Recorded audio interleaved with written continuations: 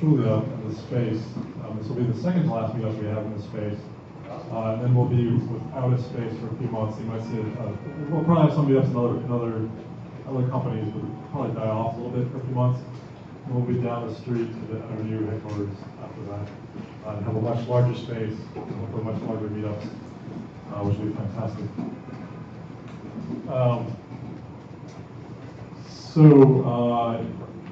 So by way of introduction, welcome to Trulia. My name is Todd Holloway. I lead the data science team here.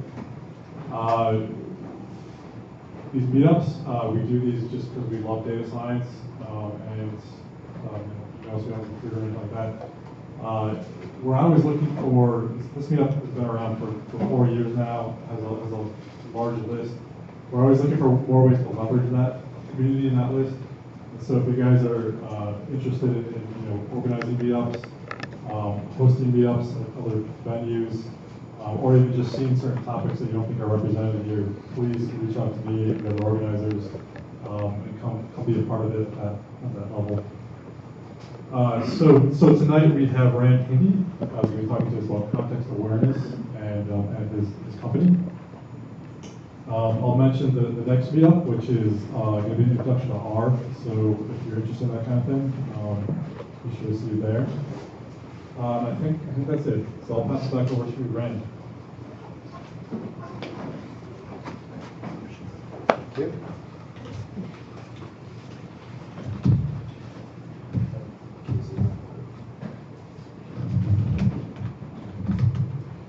Okay. Can you hear me well? I really should. A little more.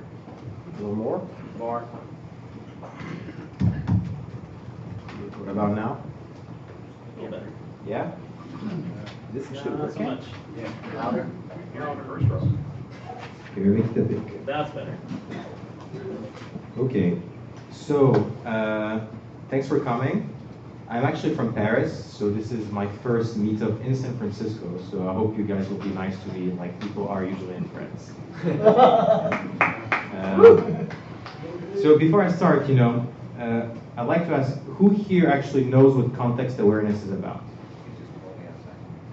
Okay, so it's slightly better than France. We started actually a context awareness meetup in Paris, and we had like 10 people show up, right? So, it's a start. Anyway, so the way that we like to define context awareness is basically saying it's the idea that you can make your devices and software sense and react to the situation you're currently in. So for example, you're in a car and there's like traffic, so you're using Waze, right? You want Waze to redirect you because it's aware of the traffic situation around you. So this is like a very simple example. So the way that we're going to go through this talk is I'm going to introduce a few examples of existing products from various companies that are about context awareness. Some of them, you could argue that they are not really, but I mean, if you take a large definition, they could be. Then I'm going to talk a bit more about the stuff that we do at our company around modeling the context of the city you live in, and then after that, figuring out how you could apply that to make activity detection and prediction for people on their everyday life. Right. If at any moment you think this is boring, just say so, and I'll just skip and go through something else. So I guess the easiest example is if this and that, right? So you can basically say, all right, every time something happens on Facebook, I'll send it to Dropbox, or every time it's raining, notify me. So this is like the simplest form of reaction to context, which you trigger manually by creating recipes. The other example that's actually fairly well known now is everything related to retail and beacons. So the idea that you can basically detect that a given person has come back to the same store and push them some kind of advertisement or promotion or suggestion of something to buy, right? So these are like hyper-local, context-aware kind of products. Then there is Google Now, which I guess is a good example of an app that tries to basically anticipate what you're actually trying to do so that you don't have to look in your phone for the information you're looking for. How many people actually here uses Google Now? Love it. Okay, great. And of course, Nest. So you'll see a lot of these examples are Google companies now, so you'll guess that they're pretty big on that. So Nest is a great example. I really like it because they're one of the first companies that brought context awareness in hardware devices. So when you look at IoT, a lot of the stuff coming out are simply displaying charts and monitoring data. Nest was actually one step further and basically trying to figure out when you're about to come home or when you just woke up and try to adapt itself based on that. They actually launched a program now that works with Nest, which is pretty interesting as well, where you can connect that through Jawbone so that it can actually sense when you just woke up and automatically change the temperature. So these are great examples of how you can build beautiful products which are super, super simple in theory, but are actually really useful in your everyday life. And I think this is something important. Context awareness is, at the end of the day, also about making technology really blend into what you're currently doing in your real life so that you don't actually have to think about it. There's a French company that just launched an interesting product. They have a different stake on the Internet of Things. What they say is, rather than building products that do individual stuff, they're basically building those small accelerometers that you can just put anywhere, and they're using different kind of algorithms to do activity detection from the accelerometer patterns, and from that, react to whatever you're doing. So you could put one on your toothbrush, it'll basically detect you brushing your teeth and tell you how long you've been brushing them. You can put it on a coffee machine, it'll basically detect the vibrations of the coffee machine and count how many coffees you've been having, and so on and so forth. And because this thing in the middle is also a beacon, it also can trigger notifications when, say, your kid just came home. So you could basically say, I want to be aware of when my kids just got home safely from school. So these are, again, great examples, and they're just the tip of the iceberg, right? So these are the first generation of context-aware products. I mean, not really. I mean, context awareness has been around since the 80s in academic labs, but I guess this kind of mainstream application of it is fairly new. So far, so good? Any questions? Okay. So of course, I think one of the probably hardest thing that was ever done with figuring out context and situations is a Google car. So when you think about it, driving is super, super hard, right? It's you have to know a zillion rules. You have to be able, to coordinate hands, feet, vision, ear, everything. And being able to make a car able to basically sense all of that crazy context around it and basically react within a few milliseconds is pretty amazing. So everything we've seen before, you can basically put it into a car. And Google Glasses, which are another good example, I think. Not really sure where this is going to go, but it's pretty interesting to think about the idea that you might have a device that's basically 24/7 monitoring potentially what's happening around you and giving you the information as you go along, right? So rather than having it in a device, having to take out the device and look for it, maybe it can just be pushed directly in your field of vision. Wearables, especially watches, I think these are pretty interesting because there is virtually no real estate on a connected watch, right? There is no keyboard, there is no real input mechanism that actually works. They So unlock the APIs so that Google Wear, we saw it a couple weeks ago, the Motorola ones, you can't talk to Internet of Things other devices except the phone. It's like a crackhead move. Okay. Yeah. So I think this is interesting because it's gonna drive more people to start thinking about building truly intelligent interfaces that can actually react to what people are doing, because that's what you would expect from your watch, right? You don't want to kind of ask it anything. You just want, to have whatever, like Google Maps as soon as you're driving your bicycle or driving your car, that kind of stuff. So now to talk a bit more about, let's say, the stuff that we do and then how we actually model these things. For us, when we talk about building a context-aware product, we look at 3 different layers. The first one is the external layer. So this is everything that's related to the environment that you're currently in. So the weather, the street topologies, the fact that there is a Starbucks here, the fact that there's like a concert nearby, that kind of stuff. Then you've got the social layer, right? So everything to do with the people you're currently interacting with. So right now, if I had a way to automatically add all of you guys on my Facebook and have all of your location, I could say my current social context was at a meetup with all of these people, right? So this is interesting information when you're trying to build, software like that. And the final one, which is personal context. So this is everything to do with who you are as a person. So your location currently, your preferences, where you live, where you work, if you commute to go to work, that kind of stuff. Some people add the device as a 4th layer of context, saying, that knowing that you're using your phone versus your car is important. I put that in the personal thing because it's still related to your current activity usually. So with that kind of framework, you can basically model pretty much anything that someone does at any given point. And then that becomes pretty interesting. So if you start by modeling the external context, the first problem that you have is access to data, right? So up until, let's say, 5 years ago, getting data about what was happening in your city, for example, was super difficult because there were virtually no open data. OpenStreetMaps was just like, just the beginning of a project. Fortunately, today we can actually model a lot more things. For example, here, this is it playing actually? Okay. This is data from the railway operator in Paris that's showing the number of people transiting at each station of the network. So this is pretty interesting in itself. So you can see very clearly the 2 peak hours, like everywhere, I guess.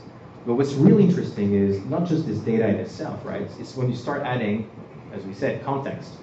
So what's really cool is when you say, okay, well, around that station, there was a concert at that day. So maybe this is why there was more people actually in the train at that time compared to usually.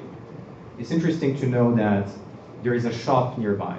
For example, if you're monitoring the location of a user and you're trying to figure out why that person is currently at that spot, right? You want information about their places. You want to know that it's a Starbucks or a restaurant or a nightclub and so on and so forth. This, by the way, turns out to be surprisingly hard.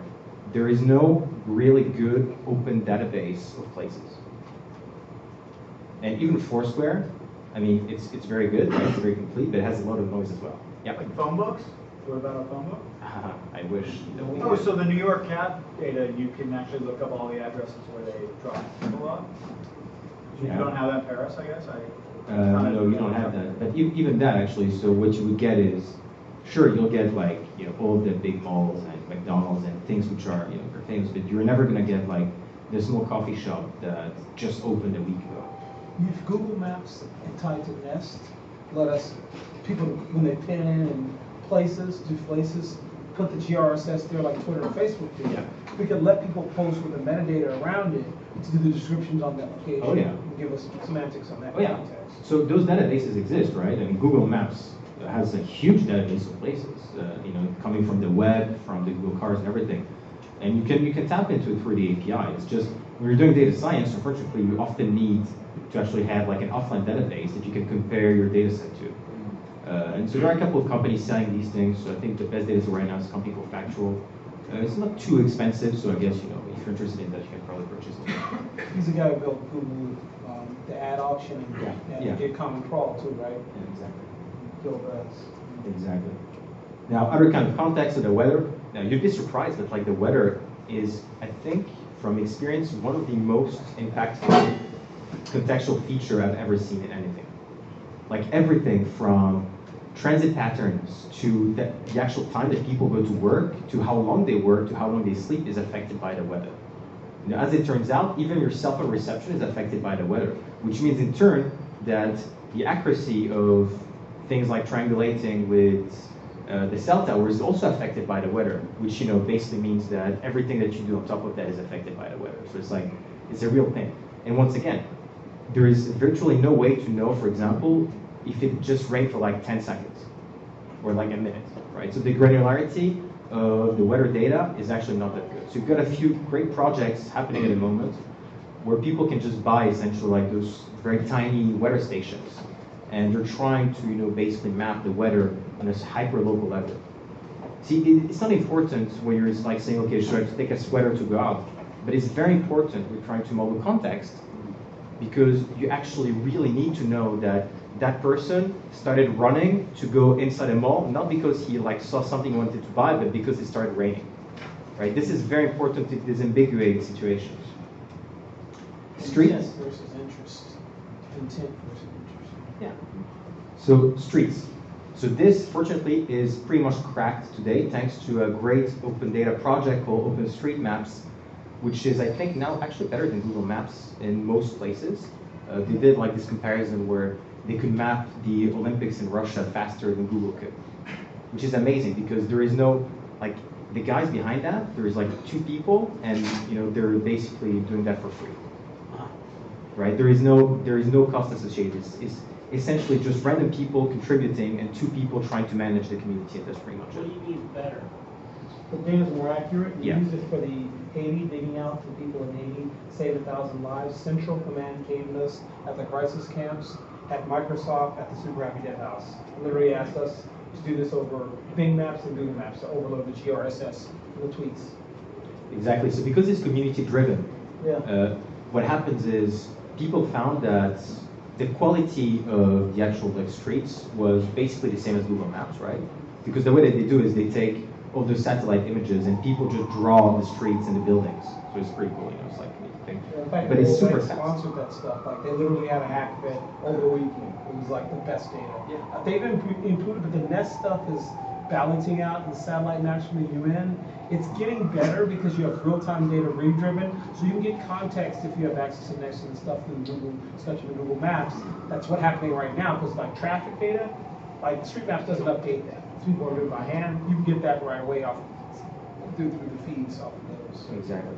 Yeah, and even that is actually getting better and better. So, you know, there's like all these startups launching constellation of satellites, which are going to make it even cheaper to actually access satellite imagery. So it's going to be even better, like, you know, for real-time stuff. But anyway, once you start adding more and more of these contextual features, what you end up with is basically like, you know, an overview of everything that's happening at a given time at a given place. So for example, if you look, I think this is New York, it's just a random picture found online. Yeah, I don't know for sure. So here, you know, what you would say is, okay, well, I've got data from people queuing at the bank. So I know that the waiting time is this much. And I've got traffic data, I've got weather data, I've got, you know, the street topology. I know that there is construction happening here. And with all of this information, right, you can not just figure out why someone was doing a specific activity, but also potentially how you could help them actually improve their day by not telling them to go to the bank when everybody's queuing. As it turns out, we actually did a project in France with the National Postal Service where we used these contextual features to predict on an hourly basis how long you're going to queue at the post office. Sounds super simple. We got more than 90% accuracy.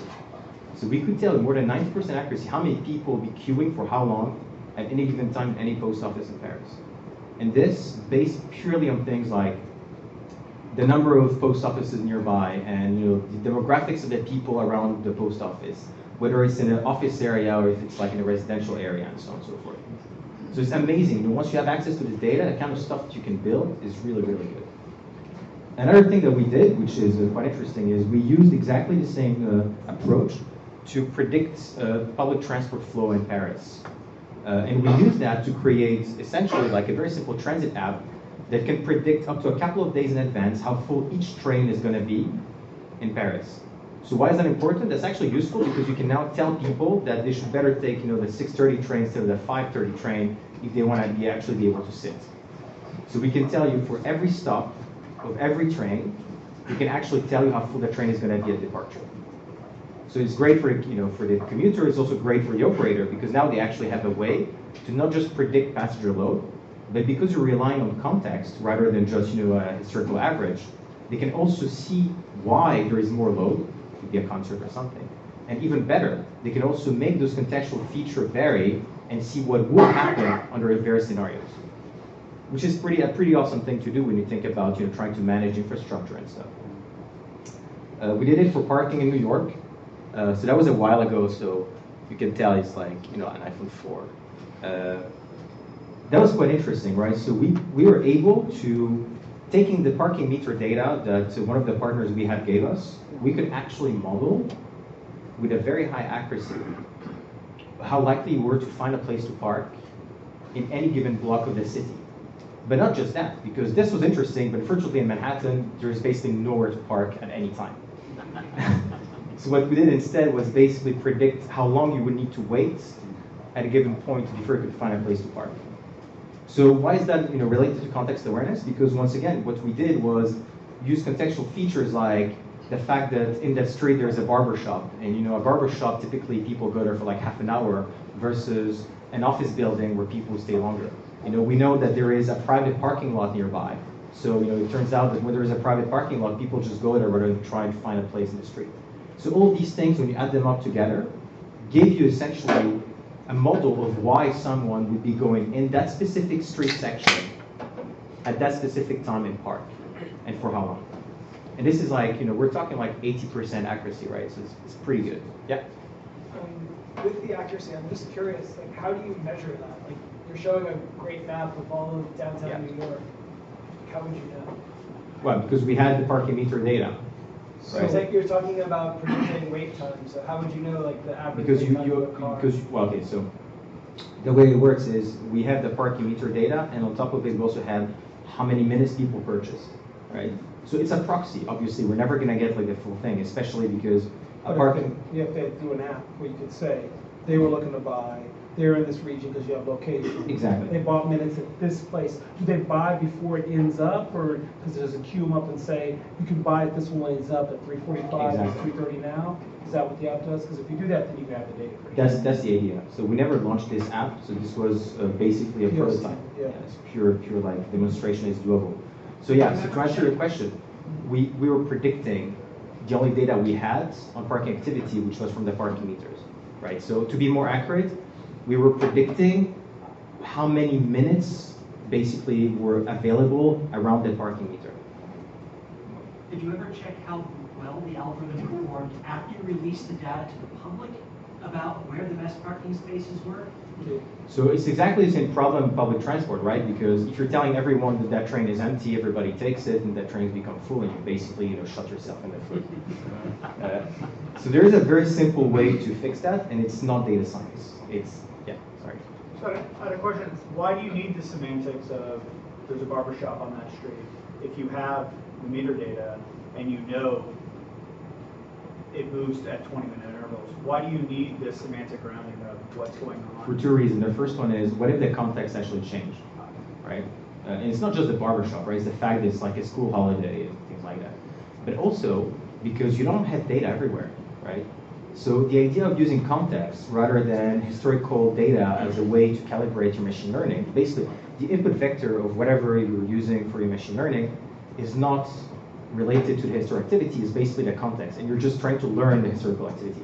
So you can apply it to any geography where that context still holds, even if you don't have data. So can you talk a little bit about how you knew the semantics of that there was a barber shop was the important factor versus any other? So I was hoping you would actually say what you just said. So can you talk a little bit about how you derived what? I'm just going to answer his question first, and then we're going to go into, because I'm going to talk a bit more about, I'm going to give an example of road safety, and we're going to dig deeper into the tech. I'm just giving some examples here.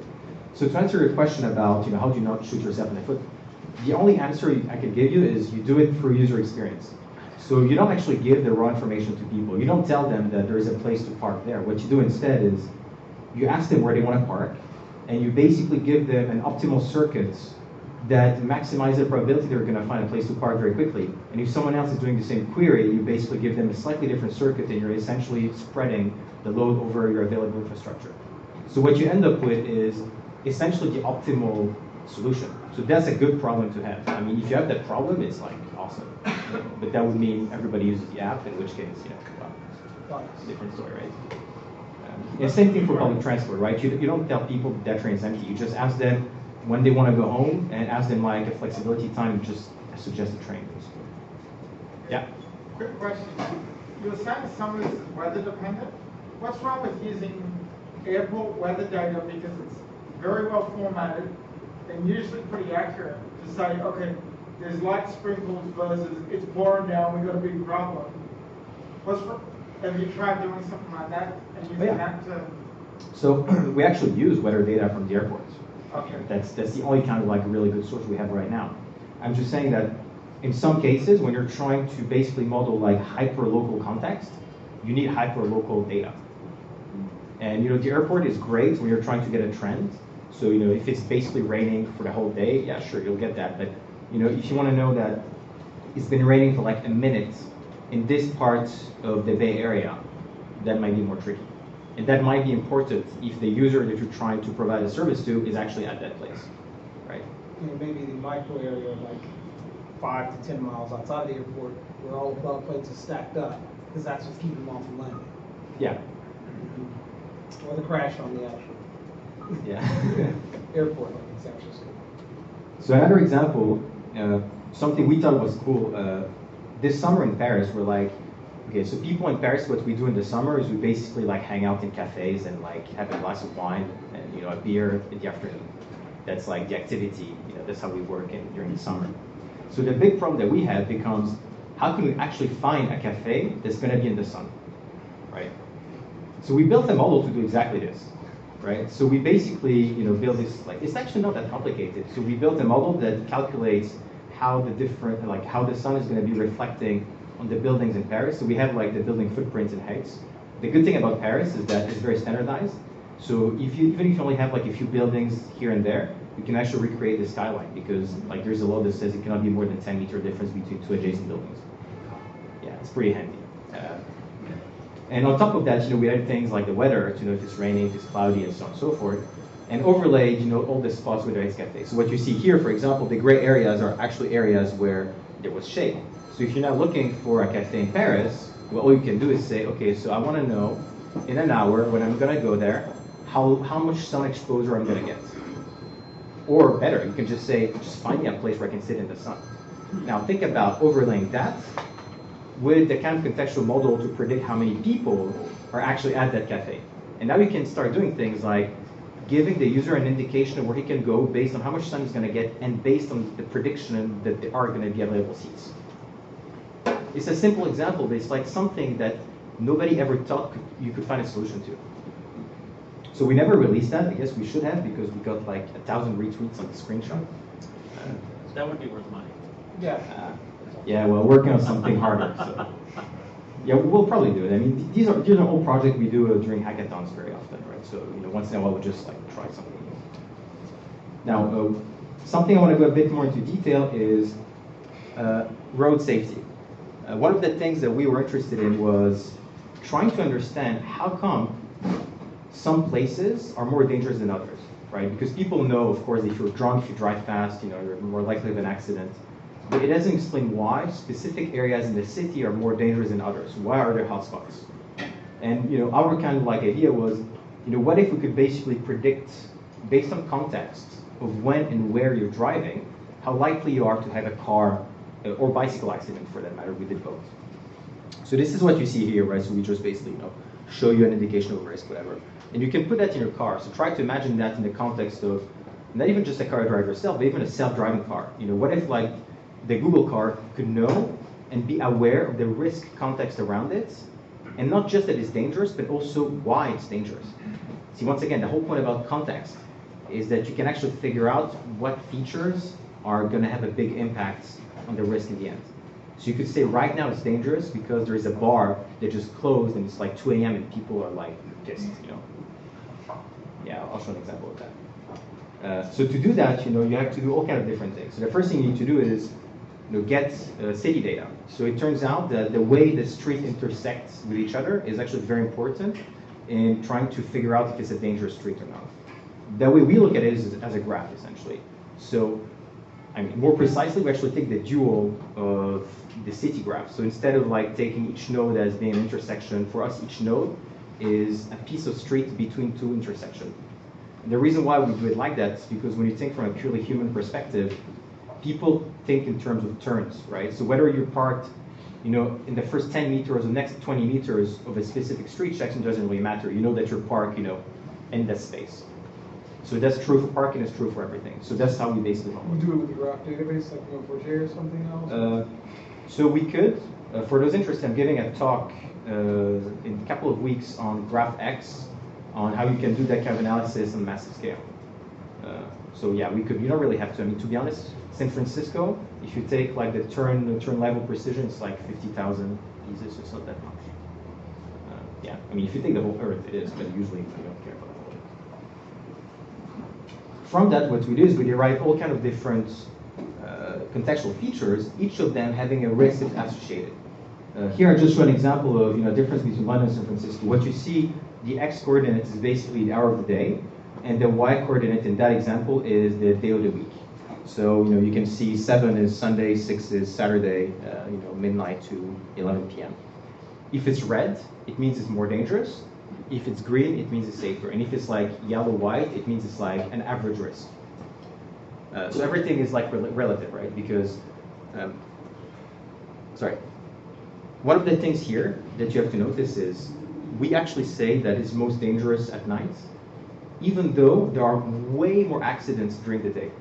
So that's also something very important. In that specific case, you didn't just want to use the number of car accidents that happens at a specific place, because that would basically be highly correlated to traffic. As it turns out, like the more traffic volume, the more likely there will be to be a car accident, and the more you will observe. Whereas what we were interested in was trying to assess the risk of car accident from the individual driver's perspective, which is different. So for that, we needed to basically factor in traffic. So that turned out to be very hard, because accessing very accurate street level traffic data is actually super hard. So we did a partnership with a couple of companies that gave us this data, so that was good. But once again, this is a kind of contextual data. So you can see that it's actually pretty accurate. You can see that in San Francisco, the most dangerous time to drive would be Saturday, Sunday at 2 a.m. because this is actually when the bar closes. Now, nowhere in the model have I said explicitly that bars close at 2 a.m. in San Francisco, right? Like all I gave this model was essentially traffic and car accidents, and I said try to see if there is some kind of signal based on the time of day and the day of week. And in London, where everything closes much, much later, you can see that the risk is maximal around 3, 4 a.m. So it's quite interesting because you can actually, you can capture cultural effects that is basically city dependent. So you can look at other things, like the lane topology. So what you can see here is that lanes that basically narrow or widen are more dangerous than other kind of lanes. Yeah? Quick question on the last slide about, can you just go back to, yeah. So for day of the week, and you said you got a provider of traffic data, yeah. And you were kind of cross-referencing that to the traffic, to the traffic accidents. Now, how do you know that there isn't different traffic patterns, and especially on the streets that you don't have coverage? So maybe the truth is that there's less accidents on smaller streets, and maybe there's more traffic during the day or less traffic at night. That doesn't match with probably the larger streets that you're measuring traffic on. Yeah. How do you so we actually had to build a traffic model based on the data they gave us, right? So basically what you have is you have count points all over the city that give you an indication of traffic volume at a given place. And what we did is we built a model that calculates how likely someone is to do a specific route in the city and try to see if we could reconstruct the traffic in between two count points from that. But of course, everything we do is limited to the accuracy of the data we have. So did you do like smoothing between those 2 points or something like that to try to get an estimate of traffic in places where you had gaps? Or? Yeah, so we did a bunch of things, and I'm sure some of them are really, really stupid, but it kind of worked, so. Cool. Which company did you get the data from? The traffic data. Yeah. So that was interesting. It was actually a mix between, a company called Inrix, which is one of the major providers of traffic data.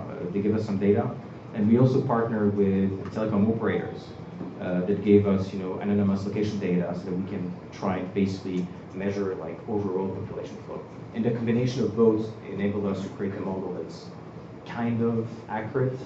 There was also a bit of open data for London, because London publishes a lot of the traffic data openly. Essentially, we just put in there everything we could. And once again, we're not experts in traffic modeling. The point here was to get a model of traffic so that we can factor that in the model when you're trying to measure the risk of car accidents. And I'm sure you can do it much better, but you'll see a few examples. How accurate did you say it was? What was the percentage you got to for accuracy? For this specific thing? What, for the traffic modeling, or? Well, that's kind of a hard question because we don't have the right data in the first place. Well, there's data available. I know a guy who actually did this for Caltrain. Yeah. They built a cloud company after that. Yeah. They did the stuff that they had the cars with Motorola, some Sony company, so Google used to. Okay. And then they sold that data to them for like $500 million in Microsoft too. Pretty good. The accuracy is about 70%, depending on the traffic, except for some holidays and accidents, that throws it off about 15-20%. What was your range that you saw when you validated these routes? So, actually, in this specific case for the traffic modeling, it was pretty much as accurate as the data we got, right? Right. So I couldn't say, on a very strict minute level precision how accurate that was because I don't have that data, unfortunately. Maybe Waze could give it to me, someone else in. How much easier would your job have been in these projects if the data was just there and available and clean. Oh, Like man. if the That would change my information mind. weren't there for sale, or if they were somehow compelled to give it or to make it available for free, or it was just a public service provided, here's the data. Okay, so I'm a big supporter of open data, right? I mean, for obvious reasons, and not just for my business actually, just because I think it's actually fair that public infrastructure data at least should be publicly available. I mean, we're fucking paying for it, right? Yeah, we're generating that data. Yeah. I mean, anyway, that's a different discussion. But good for us in France at least. We just got a chief data officer elected, who used to be the one in charge of open data for the government. So I think this is going to happen a lot faster now there. But I mean, I think places like New York and stuff are pretty well off at the moment. They just got a new one over here. In Oakland, we've got better gigs. The startups over there, and the data startups actually do it for the city and meet the same time as the city council. And they'll come down and ask us stuff like election data, like where's the soft money coming from? So there's a real push from a political side to get that, and I have to pay for that data. And they kind of work against each other, so it's good. So I'll tell you, for example, why like public transport operators in Europe don't want to open their data. For two things. The first one is they're shit scared of someone doing some kind of like real-time visualization of how late trains are. Because that's seriously, because these are like you're talking billion-dollar contracts with governments, and basically because no one has the data, everybody is kind of like trying to calculate something that is fairly accurate, but it's basically most of the time bullshit. We have a thing called NextBus that lets us see it. Now that's a little off because they push it a little bit for targeting purposes for GPS. They don't want you to know exactly what bus is for the obvious reasons. But like, it was a big thing in San Francisco yesterday about the mayor's wife having an accident and how fast the emergency companies respond. Yeah. No, yeah. I mean, there's always a trade-off, right? It's if every data was publicly available all the time, it'd be very concerning for privacy. But it'd be very good for like building amazing services and reacting to emergencies and stuff. And at the same time, so you always need to find like a balance. And so interestingly enough, I was actually invited to have lunch with a French president to talk exactly about that kind of stuff, right?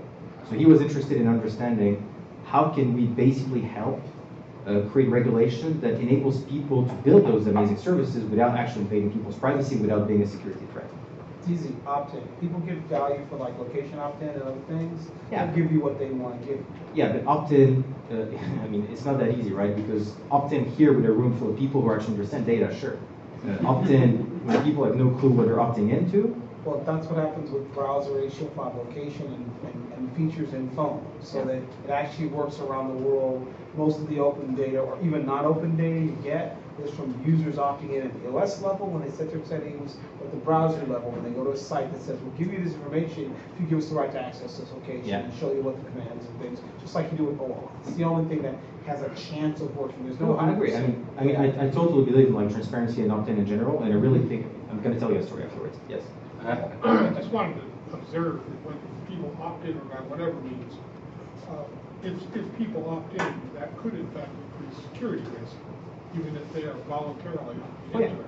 So It does. It's not a simple thing. Yeah, of course. I mean, the problem with opt-in is you're opting into your current knowledge of what can be done with it. You have no idea what people will do in 20 years. Right, so that's why for OAuth, you say what you're specifically with OAuth regular opt-in. You say, I'm using this, I'm letting you access location, this and that, and there's no perfect. So if you're an adult and a citizen of the country, put your big boy pants on. That's what being a citizen is, managing risk. That's what governments are for. So, Groups of people. so coming from a socialist country, so right, France is a socialist country now. I thought they were capitalist. They're more than you think, but I mean, anyway. So the government actually believes that a lot of people don't understand many of the things that they're proposing. So it's the role of the government to actually protect the people that actually cannot make an informed decision, even though you might give them some information about it. So a good example is like your DNA, right? Sure, you might actually give your DNA to a company because you know very well that this is the amount of risk that you're basically exposed to, but you don't know what this company would potentially do with it in a year's time, and you probably even have forgotten that you opted in. You see, the problem with that is we have a problem with that right now. Wife Google is found. 23andMe. You then have the reality of oligarchies who say, oh, us as doctors, you can have your data because you own it and yours, but you have to have one of our entrail reading, and I'll call them this, entrail reading priests interpret it for you, because that's what doctors are. They're not able to read the genome. My first company, we actually broke it down digitally with data. But Yeah, it's still a little. yeah, this is a little topic. Let's keep it So it's on. always, Let's keep it it's going, always, guys. Let's keep it on. it's always a way. Sorry. Thanks. So, quick question, how many features did you end up using in this implementation? How many features did you end up using, and then what algorithms did you use for machine learning? Yeah, okay, so the different example I showed you have, well, basically here are a few of the features, right? So the different example I showed you use different algorithms for the learning. For example, for predicting how many people are on trains in Paris, we're actually using random forest in a specific example. For car accidents, it's actually very different, right? Because car accidents, you cannot predict that there will be, or that someone will have a car accident, because basically your machine learning model would basically say no all the time. It'll be right 99.9999% of the time, right? So by all metrics, it'd be really awesome.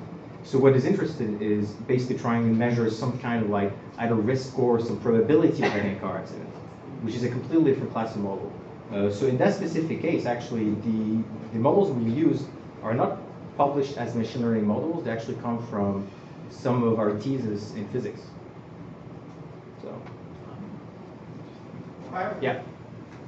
I have a question for you. Like, you say you can't predict car accidents?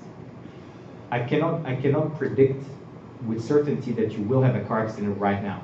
But you can, in certain cases, you can predict there's a certain, you can be pretty sure there's like at least 50 or 60% sure someone's going to crash a car within this period of time due to these conditions. Sure, yeah, okay. So if you have a camera in your car and there's a truck facing you like at 100 miles an hour, then yes, we're pretty sure that you're going to have an accident. Not even that ridiculous. I'm talking like, for instance, some friends of mine, they fly medevac helicopters, and there's a highway like 10 miles that way. Anytime there's icing conditions, you can guarantee somebody's going to crash. Yes. So this is exactly what we're doing, right? So we're basically using this kind of contextual feature. If we had like a way to measure icing on the road, we would put it as one of the features of risk, but it still wouldn't guarantee that you have an accident. Otherwise, I mean, I think the government would probably shut down that road. Yeah. So you're saying someone will have an accident, but we can't tell that No. it's you. No, I'm saying that there's a probability, right? So statistically, there is a chance, that an increased chance you'll have an accident, right? That might be a factor of 10. It's still very unlikely. So if you have like 1 million car, you'll have maybe 100. This is actually how we test the model, right? So we basically multiply those probabilities by the number of by the traffic volume and see if we can get back roughly the number of accidents that we measured in a kilogram. I'd be really interested to hear how you evaluate the human factors of this learn. So how you determine which attributes or which factors are going to contribute to the model. So is it the fact that there's a lot of cloud cover on the day? Is it the fact that it's icy? Is it the fact that it's the time of day? How do you evaluate those factors and what level of human process? So the good thing about the approach that we took in this specific example is that the intensity of the color we see here is essentially related to how much risk this specific contextual feature is bringing. So what we did is that we literally had like 1,000 different features we tried out, and we just picked the ones which has the most divergence in the colors, essentially. How did you get the 1,000? Huh? I'm most interested in how you came up with okay, 1,000. so Millions, I'm sure. But. yeah, so it was really tedious actually because so there is no unsupervised way to do it right now. So what we did is we literally like just coded shitloads of stuff. It's great how you grab 2 dimensions, 2 features, and create a heat map so you can visually scan this. But so programmatically, you wouldn't have another way to. Neural network, maybe? I think probably you could certainly find another way. I mean, just that was a good fit. So one thing that's important to keep in mind here, and I need to kind of go faster. I think I'll have like 15 minutes left. One thing to keep in mind here is that these are not in reality really independent, right? So I'm showing basically a 2D feature each time, because it turns out that error of day is actually highly correlated to each of these features. In reality, what you would want is like one vector that is, n-dimensional. The problem is that the data is so sparse that you couldn't model anything. So there's an assumption here that these are weakly independent, right? And I'm sure people will be pissed off at me for saying that, but in practice, right, pragmatically, it works. We'll just make some cases. Okay, so I guess, I just want to show a quick demo because I think it's fun to show you how dangerous it is on your way home. Just for fun. All right. What city are we looking at? Well, let's go to San Francisco. Wow. And actually, let's go to today. All right, what time is it? 7, 8 o'clock, 8 o'clock. All right, okay. So, give me an address. What do you want to check out? One stop. 16 New Montgomery. Sorry, let's try it. What's the address here? 116. New Montgomery.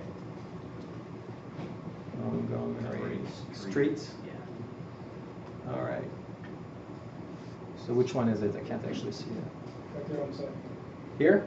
You can't see yourself? Southwest. Which? Oh, it's here. Okay. So is it this? New Montgomery. Is it this piece here? Right. That's it. Okay. So look at actually how accurate it is, right? So it's fairly safe. Here it is a bit more dangerous. This one here is like this specific corner seems to be a lot more dangerous. So the color here are relative to the average risk of the city at that time, right? There's a strip club right over there. Well, that's possible. It's a strip club predictor, that's awesome. So what you Very see practical here, application for it. so this small icon here, actually you don't see it, but this basically indicates that there is a nightlife place that is increasing the risk significantly. Right? So you can tell that this thing here, the risk is probably due to actually that place where people are starting to drink because it's 7, right? So we did have like a piece of the model that says, around this place 7 is dangerous. Anyway, and you can obviously, use it to do all kind of different stuff. Like let's say, I don't know, let's try this one here. All right. So you can see like on your way, at every piece of street that you're going through, how much risk you're being exposed to, right? So like, look how accurate that is actually. You can tell that the specifically dangerous place here is that turn here. Wow. Are you going to productize this and let us pay for this subscription? No, we haven't. I mean, that's like part of like the 100 different things that we're just stashing because we're working on something else now. This should be part of like OnStar or something. Yeah. Yeah. Actually, I spoke to them. They were one of the Yeah. partners in that project initially that just like did not want to follow through for like data thing. They had too much trouble giving the They data. have an API in all of their vehicles now. I know. Yeah, because they even offer a Wi-Fi now. I want to see what it looks like in the Ashbury. Ashbury? Yeah, so just scroll up. Where is that? I don't know where is that. There. Right there. All right, hold on. I need to. It's all green. Which one is it? Oh, Lincoln's all jammed up. Here? Yeah. Yeah, sorry, because when you zoom out, we don't show every It's on the left street. side of the screen as you're facing it. Look at that. That's actually pretty awesome. You can tell like this like concentration of bars makes it really dangerous to drive around there actually. Not just drag. Yeah, okay, well anyway. With the red, do you know what kind of, so it's just overall risk, but is it you'll break a leg or you could maybe end up in critical condition? No. Like the movie Yeah, guys, we don't know that. crime over the top of this? No, not in this visualization, but yeah, you would see exactly the same thing for bicycle. I mean, is it the same? No, it's different risk. And plus, there's other things like one-way street, which actually don't necessarily work for bicycle and stuff. You could use this to predict any kind of risk, really. Right? Just to kind of like wrap up quickly, because I think I'm running late. So, very quickly about the personal context. So right now we just talked about modeling what's happening around you. Now what's interesting is also trying to figure out what you are currently doing, right? And for that, what you need is location data. Unfortunately, location data kind of looks like that. Has anyone here worked with location data before? Yes. Okay, so yeah, so it's basically like the good thing is that people don't know to the meter where you are. The bad thing is that it makes it really hard to work with that data set. For example, here, the other day I was essentially like in a coffee shop, and this is what got picked up by my GPS. So am I here, here, here, here in the streets? How can you actually tell, right? So we literally had to build no less than 13 different algorithms to take like this really shitty location trace and turn it into basically the actual place you're at. I mean, this is this is by far the hardest thing I've ever done in my life. Right? We've got 10 people in our team, six of which have a PhD, and they've been working on that problem for 6 months.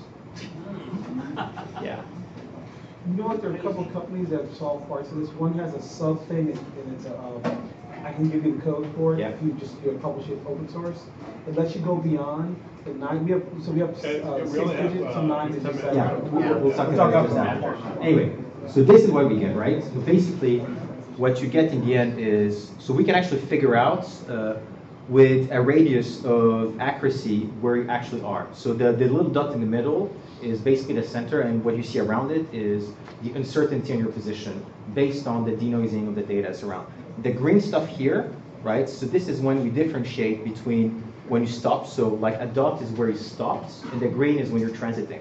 So that in itself is actually hard to do as well, right? So figuring out when you're actually stopped or moving. It's not just the accelerometer. From this uncertainty, what we do is we'll pull out all of the different places, and we've got another model that actually associates a probability with all the places that fall within the radius of uncertainty of your location. And it has 2 components. One of them is basically a contextual model of the place itself. So there is a higher chance that you're at a restaurant during lunchtime rather than a nightclub, right? So this is like one kind of thing that we put into it. And there is a reinforcement mechanism that also goes into it based on where you actually go. So every time we have a very good fix on a location for you, and we know you've been like at a Starbucks, it increases the probability that when there is a Starbucks within reach, that you might get a Starbucks. Yeah. So yeah, I mean, some people hate that because they say that we're basically like, removing any kind of like, random stuff happening. But yeah. It's a good thing. But you can further disambiguate with a calendar, right? So location is great. If you add the calendar, you basically get like the outer places below. Yeah, this my calendar kind of sucks. I know. And what you get in the end is essentially a highly contextualized timeline of what you've been doing. So take your location. That's basically denoise with your place association and everything. Add it, the calendar, social networks, and everything. Add on top of that all the contextual feature of what I've shown you before about the city and the environment you're in. And what you end up with is literally, a history of what someone has been doing and why. And once you have that, you can literally predict their next move. So what do you use this for? Well, you can use it for a bunch of stuff. And recently what we've been working on is basically a better version of Google Now, right? So Google Now is great. It just doesn't work perfectly, unfortunately. So what we did is we use all that technology to basically anticipate what you're actually trying to do with your phone based on what you're doing in your real life, right? So it's not based on how you use your phone. It's based on how you use your phone in your real life. So for example, if we know that every time after you go out to the office, you go to the gym, we can actually use that information to show information on how to get there. If we know that you have a meeting in an hour, we can basically deep link into the Uber app to directly help you book an Uber. If we know that you're basically like to hang out with that person, we can deep link into his Facebook profile so that you can reach out to him. So the idea is basically that we're creating a context-aware interface for your devices so that you don't actually have to look for stuff in it. You just basically open it, it just pops out. And we're doing it for the iWatch as well, which is pretty cool, especially considering that there is no other way to use it correctly. Okay, I've got 5 minutes left for questions. If anyone has them. Yeah. What's your business model? Who pays you? So up until now, we were licensing our technology to big companies like the railway operator, these guys. That was great, so we bootstrapped until now, and since we're focusing on consumer stuff, we're actually raising money. So that's our business model. So it's not profitability. I mean, it's not now. Hey, I'll pay $40 a month for this right now. Yeah, oh, sure. I mean, maybe we should try that. Yeah, like seriously. No, I think the hard thing about monetizing something like that is that we're trying to find what's the best way to do it that is also bringing value to the user. So we have a few ideas, like if we're basically suggesting a restaurant and we're deep linking into a reservation app or things like that. So there are many different ways, but I think that's not really the priority for us at the moment. Some of the stuff I didn't show here, but these products also have like a zillion privacy stuff that is in the design of how we do it. We even went as far as separating the identity of the user, like his email and stuff, from the actual data we hold into 2 different servers on 2 different companies. So even if someone said, give me access to your servers, well, they wouldn't have access to the other part of the data. It makes it really hard from an infrastructure perspective, but I figure it might be interesting. Yeah. If you had access to an identity product that would allow people to identify themselves as individuals, yet still maintain a level of anonymity, and interface with this product directly, just saying, you know, I am a person and these are my interests, or this is my location and this is where I just was and where I'm going to. Whatever information they were looking to share to whatever extent, what could you do with that at that point? I mean, that's kind of a hard question. Depends what kind of data that you is a got, little right? vague, but I think, so one thing is clear is I don't actually care who you are for this kind of product. It just turns out that if I have your Facebook user ID or your email address, this is an identity. So it's not because I didn't ask you your name that I shouldn't be careful about the information that could potentially identify you if someone had them. Right? So regarding your question, I guess you could build this kind of products, right? I mean, you could basically leverage this information that people give you in order to give them something that's more personalized and actually smart. What we found in practice is that there is a limited amount that people contribute manually, and you need to try and do as much of it passively. So now the question becomes, how can you actually build trust with a user and do it in a way where they end up getting control of their data, and they actually want to trust you with it? Right. This is a tricky question. Oh yeah, so you were asking something earlier. Sorry. You were asking something about privacy. So we did an experiment in France with an app that we launched, where we basically added like an opt-in screen where we said, hey, we're trying to improve the quality of our predictions in the public network, like the public transport network. If you're okay, you can opt in your location data, so we'll track it passively, periodically, and anonymously. And there is nothing that's going to change. If you say no, the product still works exactly the same way. So this is like purely opt-in for like helping us getting better. We had a 50% opt-in rate. 50%. I was like, wow, that's amazing. And there is no incentive to do it for the product side. This is pure like, I like what you guys are doing, here's my data, make something good out of it. Until you start selling.